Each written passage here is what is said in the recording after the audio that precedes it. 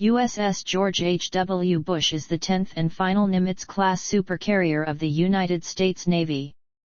She is named for the 41st President of the United States and former Director of Central Intelligence George H.W. Bush, who was a naval aviator during World War II. The vessel's call sign is Avenger, after the TBM Avenger aircraft flown by then-Lieutenant George H.W. Bush in World War II. Construction began in 2003 at the Northrop Grumman Newport News Shipyard's Dry Dock 12, the largest in the Western Hemisphere. She was completed in 2009 at a cost of $6.2 billion and her home port is Naval Station Norfolk, Virginia. Early life and career. George Walker Bush was born on July 6, 1946, at Grace New Haven Hospital in New Haven, Connecticut. He was the first child of George Herbert Walker Bush and Barbara Pierce. He was raised in Midland and Houston, Texas, with 4 siblings, Jeb, Neil, Marvin, and Dorothy. Another younger sister, Robin, died from leukemia at the age of 3 in 1953. His paternal grandfather, Prescott Bush, was a U.S. Senator from Connecticut. His father was Ronald Reagan's vice president from 1981 to 1989 and the 41st U.S. president from 1989 to 1993. Bush has English and some German ancestry, along with more distant Dutch, Welsh, Irish, French, and Scottish roots. Education. Bush attended public schools in Midland, Texas until the family moved to Houston after he had completed 7th grade. He then spent 2 years at the Kincaid School, a college preparatory school. Bush attended high school at Phillips Academy, a boarding school in Andover, Massachusetts, where he played baseball and was the head cheerleader during his senior year. He attended Yale University from 1964 to 1968. Graduating with a Bachelor of Arts degree in history.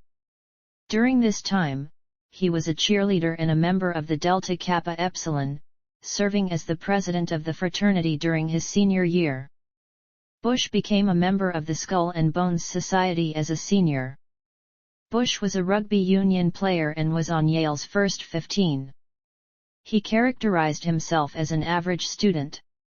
His grade point average during his first 3 years at Yale was 77, and he had a similar average under a non-numerical rating system in his final year. In the fall of 1973, Bush entered Harvard Business School.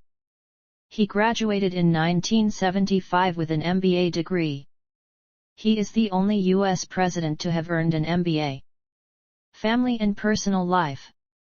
Bush was engaged to Catherine Lee Wolfman in 1967, but the engagement did not last. Bush and Wolfman remained on good terms after the end of the relationship. While Bush was at a backyard barbecue in 1977, friends introduced him to Laura Welch, a schoolteacher and librarian. After a 3-month courtship, she accepted his marriage proposal and they wed on November 5 of that year. The couple settled in Midland, Texas. Bush left his family's Episcopal church to join his wife's United Methodist Church. On November 25, 1981, Laura Bush gave birth to fraternal twin daughters, Barbara and Jenna. Bush describes being challenged by Billy Graham to consider faith in Jesus Christ as the risen Lord, how he began to read the Bible daily, surrendering to the Almighty, that faith is a walk and that he was moved by God's love. Alcohol abuse. Hobbies. Military career. In May 1968, Bush was commissioned into the Texas Air National Guard. After 2 years of training in active duty service, he was assigned to Houston, flying Convair F-102s with the 147th Reconnaissance Wing out of the Ellington Field Joint Reserve Base. Critics, including former Democratic National Committee Chairman Terry McAuliffe, have alleged that Bush was favorably treated due to his father's political standing as a member of the House of Representatives, citing his selection as a pilot despite his low pilot aptitude test scores and his irregular attendance. In June 2005, the Department of Defense released all the records of Bush's Texas Air National Guard service, which remain in its official archives. In late 1972 and early 1973, he drilled with the 187th Fighter Wing of the Alabama Air National Guard. He had moved to Montgomery, Alabama, to work on the unsuccessful U.S. Senate campaign of Republican Winton M. Blount. In 1972, Bush was suspended from flying for failure to take a scheduled physical exam. He was honorably discharged from the Air Force Reserve on November 21, 1974. Bush remains the most recent president to have served in the military. Business career.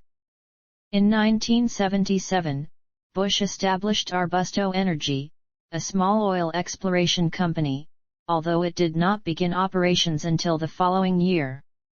He later changed the name to Bush Exploration. In 1984, his company merged with the larger Spectrum 7, and Bush became chairman. The company was hurt by decreased oil prices, and it folded into HKN, Inc., with Bush becoming a member of HKN's board of directors. Questions of possible insider trading involving HKN arose, but a Securities and Exchange Commission investigation concluded that the information Bush had at the time of his stock sale was not sufficient to constitute insider trading. In April 1989, Bush arranged for a group of investors to purchase a controlling interest in the Texas Rangers baseball franchise for $89 million and invested $500,000 himself to start. He then was managing general partner for 5 years. He actively led the team's projects and regularly attended its games, often choosing to sit in the open stands with fans. Bush's sale of his shares in the Rangers in 1998 brought him over $15 million from his initial $800,000 investment. Prior to his eventual gubernatorial campaign, Bush briefly considered a candidacy to become the commissioner of baseball in the early to mid-1990s. Early political involvement. In the 1978 elections, Bush ran for the House of Representatives from Texas's 19th congressional district. The retiring member, George H. Mahone, had held the district for the Democratic Party since 1935. Bush's opponent, Kent Hance, portrayed him as out of touch with rural Texans, and Bush lost the election with 46.8% of the vote to Hance's 53.2%. Bush and his family moved to Washington, D.C., in 1988 to work on his father's campaign for the U.S. presidency. He was a campaign advisor and liaison to the media, and assisted his father by campaigning across the country. In December 1991, Bush was one of 7 people named by his father to run his father's 1992 presidential re-election campaign as a campaign advisor. The previous month, his father had asked him to tell White House Chief of Staff John H. Sununu to resign. Texas governorship. Bush declared his candidacy for the 1994 Texas gubernatorial election at the same time his brother Jeb sought the governorship in Florida. His campaign focused on 4 themes: welfare reform, tort reform, crime reduction, and education improvement. Bush's campaign advisors were Karen Hughes, Joe Albaugh, and Karl Rove. After easily winning the Republican primary, Bush faced popular Democratic incumbent Governor Ann Richards.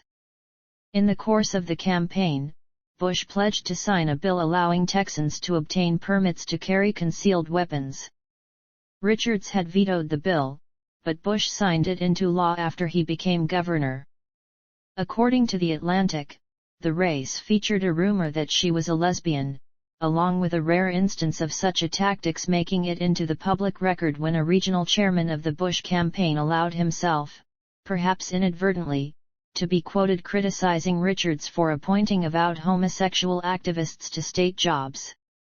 The Atlantic, and others, connected the lesbian rumor to Karl Rove, but Rove denied being involved. Bush won the general election with 53.5% against Richards' 45.9%. Bush used a budget surplus to push through Texas's largest tax cut, $2 billion. He extended government funding for organizations providing education of the dangers of alcohol and drug use and abuse, and helping to reduce domestic violence. Critics contended that during his tenure, Texas ranked near the bottom in environmental evaluations. Supporters pointed to his efforts to raise the salaries of teachers and improve educational test scores. In 1999, Bush signed a law that required electric retailers to buy a certain amount of energy from renewable sources, which helped Texas eventually become the leading producer of wind-powered electricity in the U.S. In 1998, Bush won re-election with a record 69% of the vote. He became the first governor in Texas history to be elected to 2 consecutive 4-year terms. In his second term, Bush promoted faith-based organizations and enjoyed high approval ratings.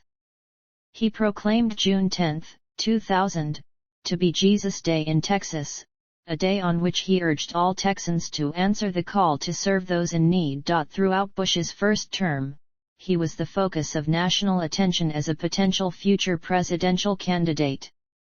Following his re-election, speculation soared, and within a year he decided to seek the 2000 Republican presidential nomination. Presidential campaigns.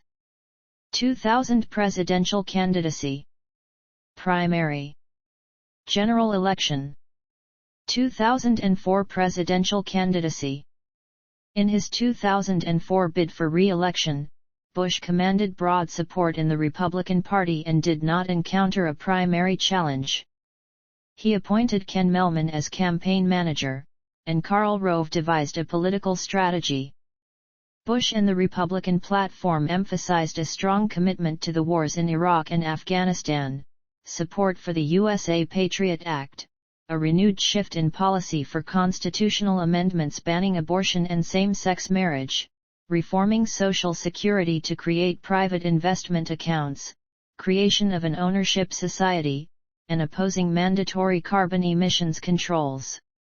Bush also called for the implementation of a guest worker program for immigrants, which was criticized by conservatives. The Bush campaign advertised across the U.S. against Democratic candidates, including Bush's emerging opponent, Massachusetts Senator John Kerry. Kerry and other Democrats attacked Bush on the Iraq War, and accused him of failing to stimulate the economy and job growth. The Bush campaign portrayed Kerry as a staunch liberal who would raise taxes and increase the size of government. The Bush campaign continuously criticized Kerry's seemingly contradictory statements on the war in Iraq, and argued that Kerry lacked the decisiveness and vision necessary for success in the war on terror. Following the resignation of CIA Director George Tenet in 2004, Bush nominated Porter Goss to head the agency. The White House ordered Goss to purge agency officers who were disloyal to the administration. After Goss' appointment, many of the CIA's senior agents were fired or quit. The CIA has been accused of deliberately leaking classified information to undermine the 2004 election. In the election, Bush carried 31 of 50 states, receiving 286 electoral votes. He won an absolute majority of the popular vote. Presidency. Bush had originally outlined an ambitious domestic agenda, but his priorities were significantly altered following the September 11 attacks. Wars were waged in Afghanistan and Iraq, and there were significant domestic debates regarding immigration, healthcare, social security, economic policy, and treatment of terrorist detainees. Over an 8-year period, Bush's once high approval ratings steadily declined, while his disapproval numbers increased significantly. In 2007, the United States entered the longest post-World War II recession. Domestic policy. Economic policy. 2008 financial crisis. Education and public health. Social services and social security. Environmental policies. Energy policies. Stem cell research and first veto. Immigration. Hurricane Katrina. Midterm dismissal of U.S. attorneys. Foreign policy. During his presidential campaign, Bush's foreign policy platform included support for stronger economic and political relationships with Latin America, especially Mexico, and a reduction of involvement in nation-building and other small-scale military engagements. The administration pursued a national missile defense. Bush was an advocate of China's entry into the World Trade Organization. Bush began his second term with an emphasis on improving strained relations with European nations. He appointed longtime advisor Karen Hughes to oversee a global public relations campaign. Bush lauded the pro-democracy struggles in Georgia and Ukraine. In March 2006, Bush reversed decades of U.S. policy when he visited India in a trip focused particularly on areas of nuclear energy, counterterrorism cooperation, and discussions that would eventually lead to the India-United States Civil Nuclear Agreement. This was in stark contrast to the stance taken by his predecessor, Bill Clinton, whose approach and response to India after the 1998 nuclear tests has been characterized as sanctions and hectoring. Midway through Bush's second term, questions arose whether Bush was retreating from his freedom and democracy agenda, which was highlighted in policy changes toward some oil-rich former Soviet republics in Central Asia. Bush signed the Strategic Offensive Reductions Treaty with Russia. He withdrew U.S. support for several international agreements, including, in 2002, the Anti-Ballistic Missile Treaty with Russia. This marked the first time in post-World War II history that the United States had withdrawn from a major international arms treaty. Russian President Vladimir Putin stated that American withdrawal from the ABM treaty was a mistake. Bush emphasized a careful approach to the conflict between Israel and the Palestinians. He denounced Palestine Liberation Organization leader Yasser Arafat for his support of violence, but sponsored dialogues between Prime Minister Ariel Sharon and Palestinian National Authority President Mahmoud Abbas. Bush supported Sharon's unilateral disengagement plan, and lauded the democratic elections held in Palestine after Arafat's death. Bush also expressed U.S. support for the defense of Taiwan following the standoff in April 2001 with China over the Hainan Island incident, when an EP-3E Ares II surveillance aircraft collided with a People's Liberation Army Air Force jet, leading to the detention of U.S. personnel. From 2003 to 2004, Bush authorized U.S. military intervention in Haiti and Liberia to protect U.S. interests. Bush condemned the militia attacks in Darfur and denounced the killings in Sudan as genocide. Bush said an international peacekeeping presence was critical in Darfur, but he opposed referring the situation to the International Criminal Court. On June 10, 2007, Bush met with Albanian Prime Minister Sali Berisha and became the first president to visit Albania. He later voiced his support for the independence of Kosovo. In early 2008, Bush vowed full support for admitting Ukraine and Georgia into NATO despite Russia's opposition to the further enlargement of NATO. During the 2008 Russo-Georgian diplomatic crisis, Bush condemned Russia for recognizing the separatist government of South Ossetia. Then, when Russian troops invaded Georgia that summer, Bush said, "Bullying and intimidation are not acceptable ways to conduct foreign policy in the 21st century." September 11 attacks. War on Terror. Afghanistan invasion. Iraq invasion. Surveillance. Interrogation policies. North Korea condemnation. Syria sanctions.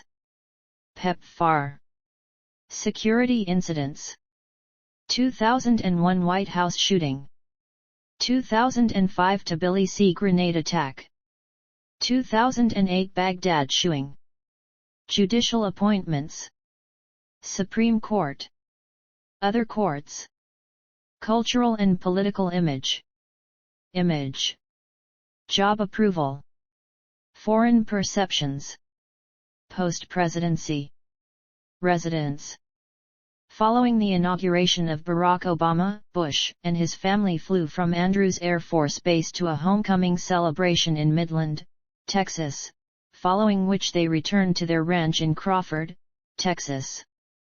They bought a home in the Preston Hollow neighborhood of Dallas, Texas, where they settled down. Bush made regular appearances at various events throughout the Dallas-Fort Worth area, including the opening coin toss at the Dallas Cowboys' first game in the new Cowboys Stadium in Arlington and an April 2009 Texas Rangers game, where he thanked the people of Dallas for helping him settle in, which was met with a standing ovation. He also attended every home playoff game during the Rangers' 2010 season and, accompanied by his father, threw out the ceremonial first pitch at the Rangers ballpark in Arlington for Game 4 of the 2010 World Series on October 31. On August 6, 2013, Bush was successfully treated for a coronary artery blockage with a stent. The blockage had been found during an annual medical examination. In reaction to the 2016 shooting of Dallas police officers, Bush said, "Laura and I are heartbroken by the heinous acts of violence in our city last night. Murdering the innocent is always evil, never more so than when the lives taken belong to those who protect our families and communities." Publications and appearances. Since leaving office, Bush has kept a relatively low profile. Bush has spoken in favor of increased global participation of women in politics and societal matters in foreign countries. In March 2009, he delivered his first post-presidency speech in Calgary, Alberta, appeared via video on the Colbert Report, during which he praised U.S. troops for earning a special place in American history, and attended the funeral of Senator Ted Kennedy. Bush made his debut as a motivational speaker on October 26 at the Get Motivated seminar in Dallas. In the aftermath of the Fort Hood shooting on November 5, 2009, the Bushes paid an undisclosed visit to the survivors and the victims' families the day following the shooting, having contacted the base commander requesting that the visit be private and not involve press coverage. Bush released his memoirs, Decision Points, on November 9, 2010.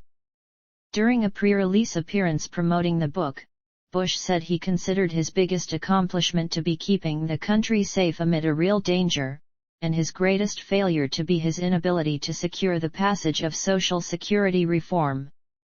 He also made news defending his administration's enhanced interrogation techniques, specifically the waterboarding of Khalid Sheikh Mohammed, saying, "I'd do it again to save lives." In 2012, he wrote the foreword of the 4% Solution, Unleashing the Economic Growth America Needs, an economics book published by the George W. Bush Presidential Center. He also presented the book at the Parkland Memorial Hospital in Dallas, Texas. Bush appeared on NBC's The Tonight Show with Jay Leno on November 19, 2013, along with his wife Laura. When asked by Leno why he does not comment publicly about the Obama administration, Bush said, "I don't think it's good for the country to have a former president criticize his successor." Despite this statement, Bush vocally disagreed with Obama's withdrawal of U.S. troops from Iraq in 2011, calling it a strategic blunder. In December, Bush traveled with President Obama to the memorial service of South African President and civil rights leader Nelson Mandela. There, they joined former Presidents Bill Clinton and Jimmy Carter. Alongside the 2014 United States-Africa Leaders Summit, Bush, Michelle Obama, the State Department, and the George W. Bush Institute hosted a day-long forum on education and health with the spouses of the African leaders attending the summit. Bush urged African leaders to avoid discriminatory laws that make the treatment of HIV/AIDS more difficult. On November 2, Bush spoke at an event to 200 business and civic leaders at the George W. Bush Presidential Library and Museum to raise awareness for the upcoming Museum of the Bible in Washington, D.C. On November 11, Bush published a biography of his father titled 41, A Portrait of My Father. In an interview published by Israel Hayom magazine on June 12, 2015, Bush said boots on the ground would be needed to defeat the Islamic State of Iraq and the Levant. He added that people had said during his presidency that he should withdraw American troops from Iraq, but he chose the opposite, sending 30,000 more troops to defeat al-Qaeda in Iraq, and that they indeed were defeated. Bush was also asked about Iran but declined to answer, stating that any answer he gives would be interpreted as undermining Obama. During the early stages of the 2016 Republican presidential primaries, Bush spoke and campaigned for his brother Jeb Bush at a South Carolina rally. However, the party's nomination eventually went to Donald Trump, whom Bush refused to endorse. Furthermore, he did not attend the party's convention. On the eve of Trump's nomination, it was reported that Bush had privately expressed concern about the current direction of the Republican Party, telling a group of his former aides and advisors that "I'm worried that I will be the last Republican president." According to a spokesperson for the Bush family, he did not vote for Trump in the general election, instead choosing to leave his presidential ballot blank. After the 2016 elections, Bush, his father, and his brother Jeb called Trump on the phone to congratulate him on his victory. Both he and Laura attended Trump's inauguration. Images of Bush struggling to put on a rain poncho during the ceremony became an internet meme. While leaving the event, Bush allegedly described the ceremony, and Trump's inaugural address in particular, as some weird shit. In February 2017, Bush released a book of his own portraits of veterans called Portraits of Courage. In August, following the white nationalist Unite the Right rally, Bush and his father released a joint statement condemning the violence and ideologies present there. Subsequently, Bush gave a speech in New York where he noted of the current political climate, "Bigotry seems emboldened. Our politics seems more vulnerable to conspiracy theories and outright fabrication." He continued, "Bigotry in any form is blasphemy against the American creed, and it means the very identity of our nation depends on the passing of civic ideals to the next generation," while urging citizens to oppose threats to American democracy and be positive role models for young people. The speech was widely interpreted as a denouncement of Donald Trump and his ideologies, despite Bush not mentioning Trump by name. On September 1, 2018, Bush and Laura Bush attended the funeral of John McCain at the Washington National Cathedral in Washington, D.C. On November 30, his father died at his home. Shortly before his death, Bush was able to talk with his father on the phone. His father responded with what would be his last words, "I love you too." Bush attended his father's funeral on December 5, delivering a eulogy. In May 2019, the 10th anniversary of former South Korean President Roh Moo-hyun's death, Bush visited South Korea to pay respects to Roh, delivering a short eulogy. On June 1, 2020, Bush released a statement addressing the murder of George Floyd and the subsequent nationwide reaction and protests. In the statement, Bush wrote that he and former First Lady Laura Bush are anguished by the brutal suffocation of George Floyd and disturbed by the injustice and fear that suffocate our country. He also elaborated on the racial injustices perpetrated by the police, saying that it is time for America to examine our tragic failures, adding many doubt the justice of our country, and with good reason. Black people see the repeated violation of their rights without an urgent and adequate response from American institutions. On July 30, Bush and his wife, along with former Presidents Bill Clinton and Barack Obama, attended and spoke at the funeral for civil rights leader and Congressman John Lewis at Ebenezer Baptist Church in Atlanta. Bush did not give any endorsements during the 2020 presidential election, but held a virtual fundraiser for U.S. Senators Susan Collins, Cory Gardner, Martha McSally, and Thom Tillis. All four were up for re-election and were struggling in the polls. He also did not attend the 2020 Republican National Convention where President Trump was re-nominated. In April 2021, Bush told People magazine that he did not vote for either Trump or Joe Biden in the election. Instead, he wrote in Condoleezza Rice, who served as his national security advisor from 2001 to 2005 and as his Secretary of State from 2005 to 2009. When the election was called for Biden, Bush congratulated him and his running mate Kamala Harris. He also congratulated Trump and his supporters on a hard-fought campaign. Bush's outreach to Biden was notable since Republican candidate Donald Trump had not yet conceded. Bush then issued a statement saying that while Trump was within his rights to call for recounts, he believed the election was fundamentally fair and that its outcome is clear, and said he would offer Biden my prayers for his success, and my pledge to help in any way I can, as he had for Trump and Obama. On January 6, 2021, following the U.S. Capitol attack, Bush denounced the violence and attack alongside the three other living former presidents, Obama, Clinton, and Carter, releasing a statement saying that this is how election results are disputed in a banana republic, not our democratic republic, and that it is a sickening and heartbreaking sight. He also echoed President-elect Biden's message stating that what occurred at the Capitol was an insurrection.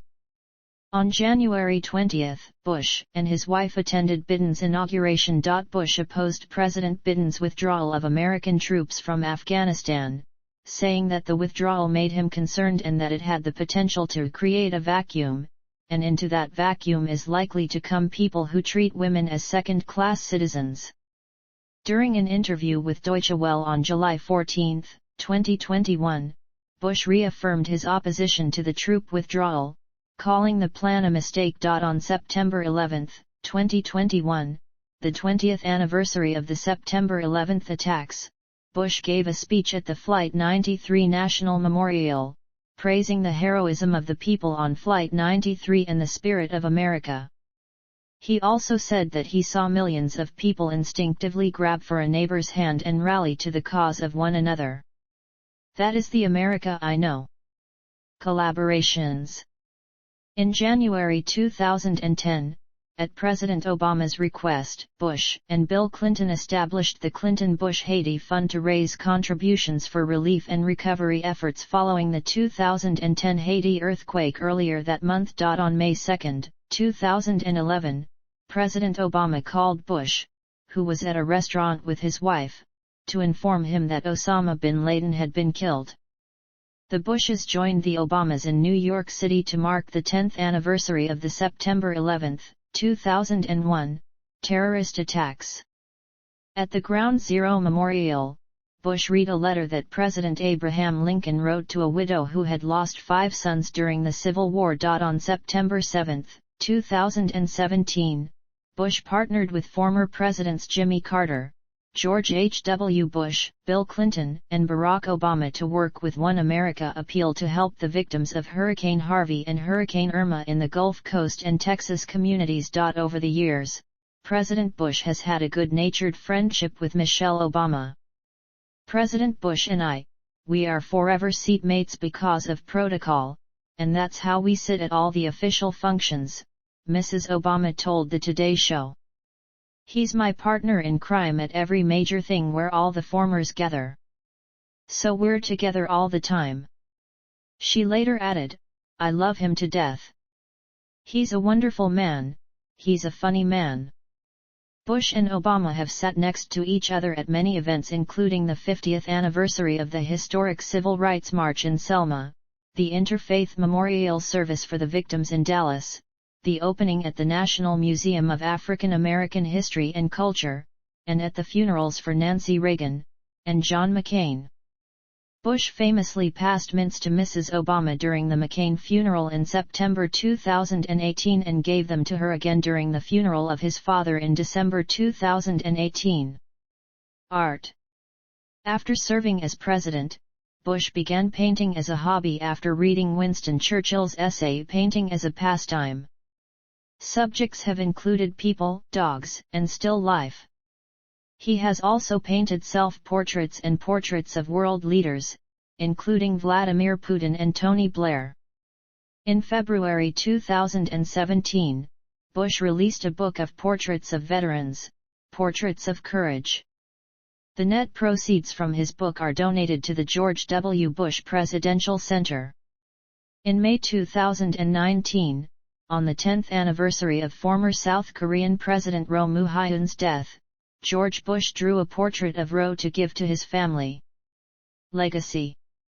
Bush's legacy continues to develop today as supporters credit his counterterrorism policies with preventing another major terrorist attack from occurring in the U.S. after the September 11 attacks, and also praise individual policies such as the Medicare prescription drug benefit and the AIDS relief program known as PEPFAR.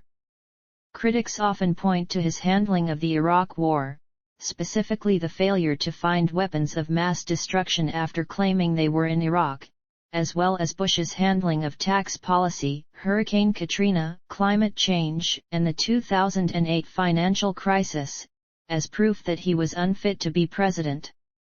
Ben Ferencz, former chief prosecutor for the United States Army at the Nuremberg trials, has stated that Bush likely committed war crimes in relation to the Iraq War. Several historians and commentators hold that Bush was one of the most consequential presidents in American history.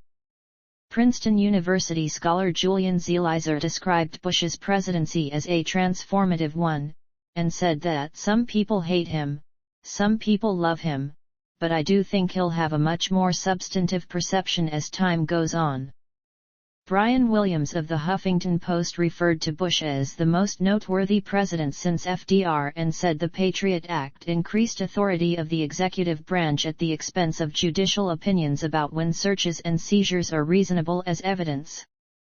Bush's administration presided over the largest tax cuts since the presidency of Ronald Reagan, and his Homeland Security reforms proved to be the most significant expansion of the federal government since the Great Society.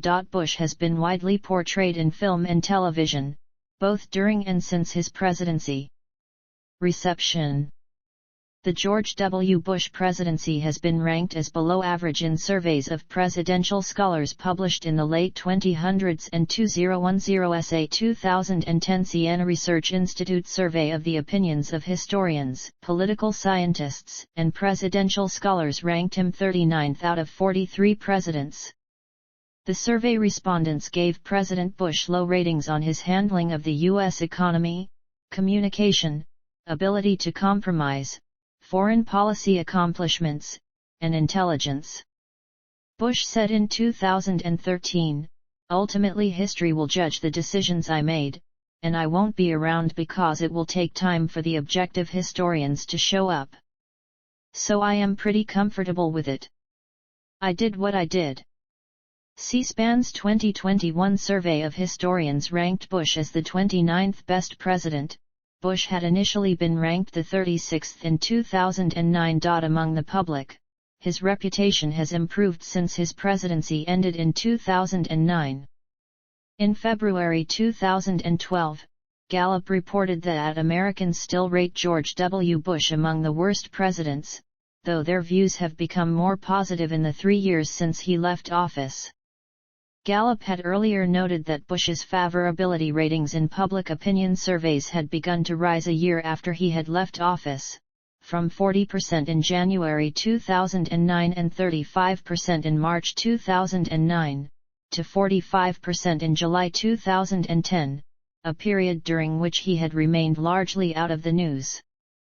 A poll conducted in June 2013 marked the first time recorded by Gallup where his ratings have been more positive than negative, with 49% viewing him favorably compared to 46% unfavorably. Other pollsters have noted similar trends of slight improvement in Bush's personal favorability since the end of his presidency. In April 2013, Bush's approval rating stood at 47% approval and 50% disapproval in a poll jointly conducted for The Washington Post and ABC, his highest approval rating since December 2005. Bush had achieved notable gains among seniors, non-college whites, and moderate and conservative Democrats since leaving office, although majorities disapproved of his handling of the economy and the Iraq War. His 47% approval rating was equal to that of President Obama's in the same polling period. A CNN poll conducted that same month found that 55% of Americans said Bush's presidency had been a failure, with opinions divided along party lines, and 43% of independents calling it a success. Bush's public image saw greater improvement in 2017, with the YouGov survey showing 51% of favorability from Democrats. A 2018 CNN poll subsequently found that 61% of respondents held of a favorable view of Bush, an increase of 9 points from 2015. The improvement has been interpreted as Democrats viewing him more favorably in response to Donald Trump's presidency, an assessment that has also been expressed by Bush himself. Acknowledgements and dedications. A street in Tirana, formerly known as Ragapunatorit Irilanges, situated directly outside the Albanian parliament, was renamed after Bush a few days before he made the first ever visit by an American president to Albania in June 2007. In 2012, Estonian President Toomas Hendrik Ilves awarded Bush the Order of the Cross of Terra Mariana for his work in expanding NATO. 2 elementary schools are named after him: George W. Bush Elementary School of the Stockton Unified School District in Stockton, California, and George W. Bush Elementary School of the Wiley Independent School District in St. Paul, Texas, in the Dallas-Fort Worth area. See also: Bibliography of George W. Bush. Fictionalized portrayals of George W. Bush. List of George W. Bush legislation and programs. References. Further reading.